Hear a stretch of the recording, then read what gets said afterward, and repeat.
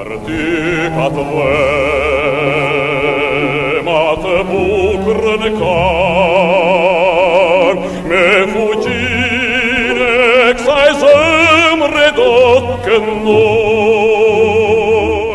Të dashur teleshikues të televizionit të shqiptarëve të Amerikës, ja ku takuam në rubrikën Kombi Ynë. Sot do të flasim për një ngjarje disi është sa historike, aq edhe enigmatike dhe veçantë. Kush e bleu kokën e Ali Pashait të Tepelenës? Në historinë dhe literaturën botërore, Ali Pash Tepelena vjen i dyti pas Skënderbeut për numrin e madh të librave që janë shkruar për të.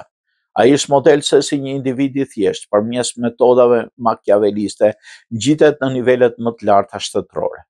Sipas të dhënave, ai lë pas një thesar për cilën dhe sot vijojnë kërkimet nga eksploratorë të ndryshëm në shpellat e Greqisë së Shqipërisë, një sasi prej 900 çiftlindjes dhe 15 anije të mallësive të ndryshme. Me ardhjen në pushtet të Sultan Mahmutit të dytë në Perandorinë Osmane, filloi politika e centralizimit dhe eliminimi i feudalëve lokal, të cilët ishin kthyer në pengesë për qeverinë osmane, duke flirtuar me Francën, Anglinë dhe Rusinë. Kundër Ali Pashës u dërgua Ismail Pasha me një ushtri prej 20.000 vetësh. Njerëzve që ndodheshin pranë tij u bëhet ditur se nëse kalonin në anën e shtetit, nuk do t'u ndodhte asgjë, madje do shpërbleshin me para dhe poste, përndryshe pasuritë e tyre do të konfiskoheshin. Si pasojë, shumë besnik u larguan prej tij.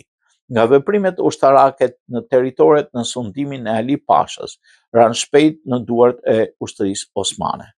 Kur e pa se po humbiste dhe njerëzit po e braktisnin, Ali Pasha u tërhoqi në kalan e Janinës me një numër të madh ushtarësh, municionesh, ushqimesh dhe topash. Ismail Pasha rrethoi kalan, por nuk arriti ta pushtojë për një kohë të gjatë. Më pas i njoftoi djemtë e Ali Pashës se Fermani nuk i përfshinte ata, se nëse dorëzoheshin duke hequr dorë nga mbështetja për të atin, nuk do kishin pasoja. Djemtë e Ali Pashës, Veliu, Ahmeti, Muhtari dhe Sali Pasha u dorëzuan. Veli Pasha u dërguan në Kitakja, ndërsa Muhtar dhe Sali Pasha në Ankara me fëmijët e tyre. Me që Ismail Pasha nuk arriti sukses në rrethimin që u bë kalas, për këtë u ngarkua Khurshid Pasha. Ai u ofroi para belerëve pranë Ali Pashës dhe i tërhoqi në anën e vet.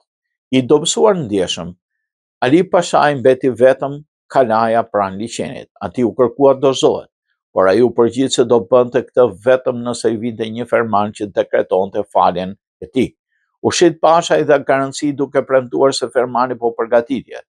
Kjo e shtyu Ali Pashën të tërhiqej në manastirin pranë liçenit për të pritur vendimin.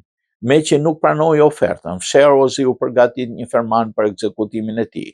Fermani i dërgohet Ali Pashës nga Mehmet Pasha me rreth 30 ushtar, më 14 gusht 1822, ata tentuan të hynin në dhomën e tij për zbatuar vendimin.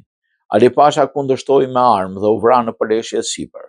Koka e tij u dërgua në Stamboll me 24 shkurt. Pas një jave ekspozimi publik, koka e Ali Pashës u ble nga miku i tij fëmijërisë, Dervish Pasha.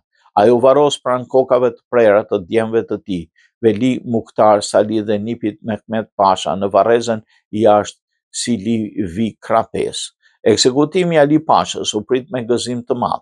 Fakti që rrethimi i Janinës gjatë një vit e gjysmë tregoi se sa i përgatitur dhe i fuqishëm ishte ai. Ushtarëve që morën pjesë në rrethim u shpërndan para nga pasuritë e Ali Pashës për të mbuluar shpenzimet. Pas kryengritjes, pasuritë e familjes së tij dhe mbështetësve u konfiskuan. Nga Stambolli u dërguan në punës për regjistrimin e tyre të njerëzshëm dhe u përgatitën defter ku shënohen qindra çiftligje dhe mijëra prona të paluajtshme. Zhdukja e fuqisë dhe autoritetit të Ali Pashës hapi rrugën për kryengritjen e grekëve në More dhe për krijimin e shtetit grek dhe për ndryshimin në zotërimet e Perandorisë Osmane. Të dashur teleshikues të televizionit të shqiptarëve të Amerikës, ne këtu i dam fund rubrikës Kombi Ynë, folëm se kush e bleu kokën e Ali Pashait. Natyrisht kënga për të vazhdon të lexohet, por në epitafin e Ali Pashës, i cili ndodhet në lagjen Silivri Kapet, Stambollit, shkruhet: ai është krijuesi i përjetshëm, Zoti i mësuar. Prej më shumë se 30 vjetësh u dalluan në Arnauthlëk në Shqipëri. Vites Arifi Sanxhakut Janinës, i njohuri Ali Pash Tepelena, tu pret koka e tij e prerë, ndërsa trupi Ali Pashës edhe sot gjendet në kalan e Janinës. Këtu po ndajemi, miru takofshim për lajme të tjera historike kaq interesante sa dhe ky. Gjithë të mirë. Partikat vëmat bukrën ka